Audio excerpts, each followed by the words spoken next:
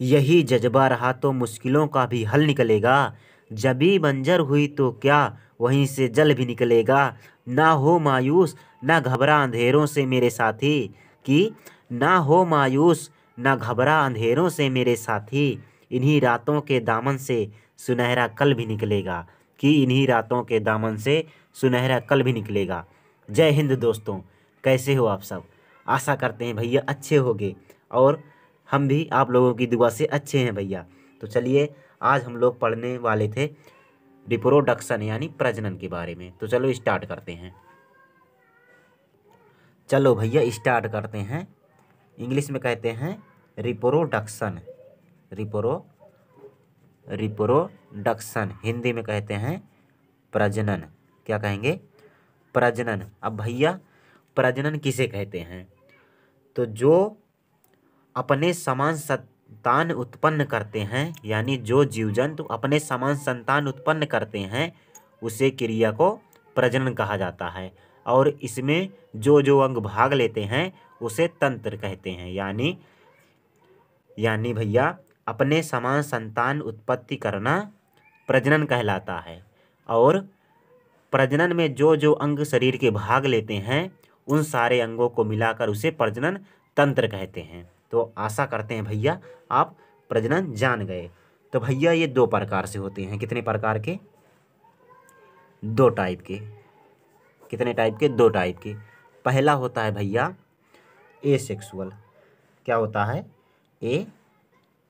Asexual reproduction.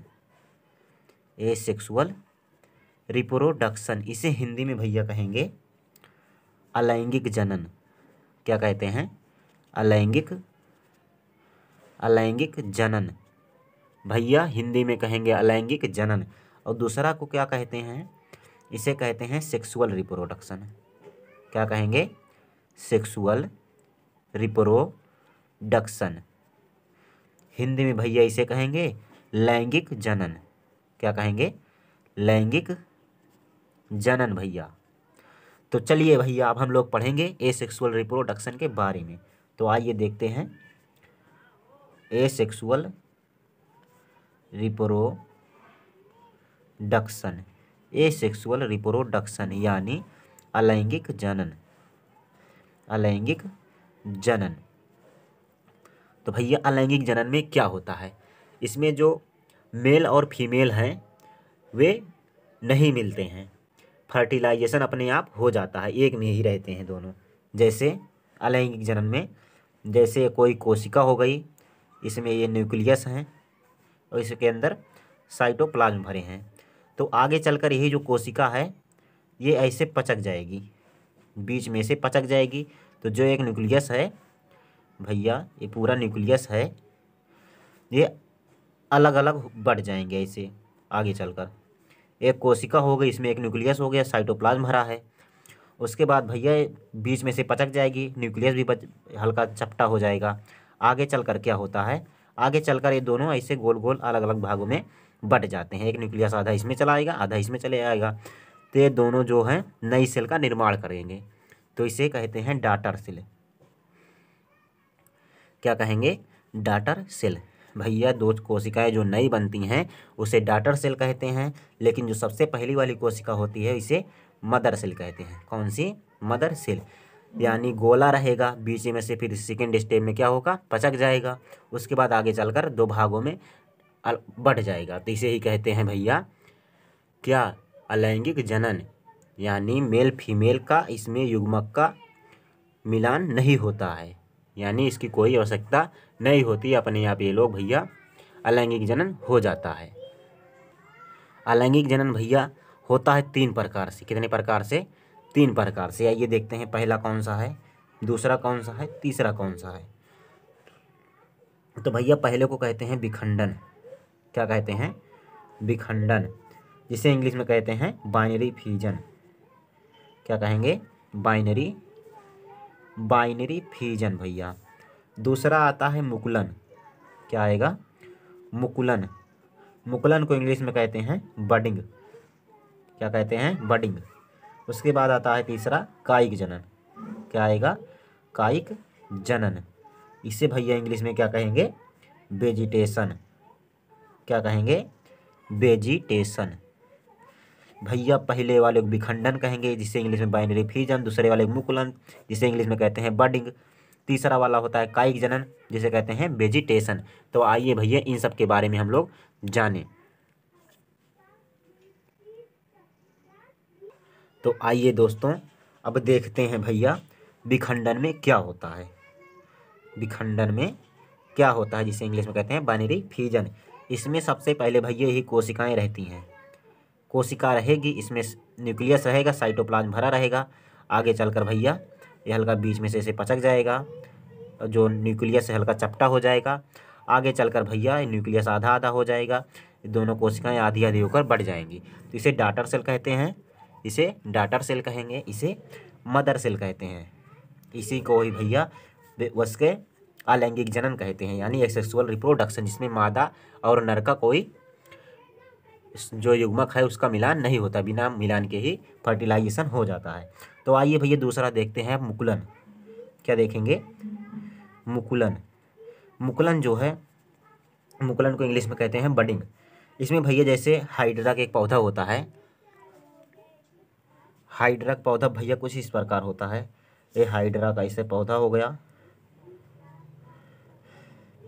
हल्का पहले इस पर उभार होगा, इसे हल्का उभार होगा हाइड्रा के पौधे पर, और फिर नेक्स्ट स्टेज में क्या होता है, जो उभार है ये हल्का बड़ा हो जाएगा, ऐसी कुछ संरचना बन जाएगी इसकी। अब नेक्स्ट स्टेज में क्या होगा भैया, अब नेक्स्ट स्टेज में फिर ये हाइड्रा का पौधा जो है, जो ये बड़ थोड़ा बना हुआ था, यानी थोड़ा उभार हुआ था, यहाँ पर ऐसे बना, तो अब की बार क्या होता है भैया, ये टूटकर अलग हो जाते हैं। क्या होते हैं, टूटकर अलग हो जाते हैं और नए पौधों का निर्माण कर लेते हैं। इसी को बडिंग कहते हैं या मुकुलन कहते हैं। यानी सबसे पहले क्या होगा, पौधे के किसी भी अंग पर थोड़ा उभार आएगा। दूसरे स्टेज में उस जो उभार है उस पर हल्का बड़े हो जाएंगे उभार।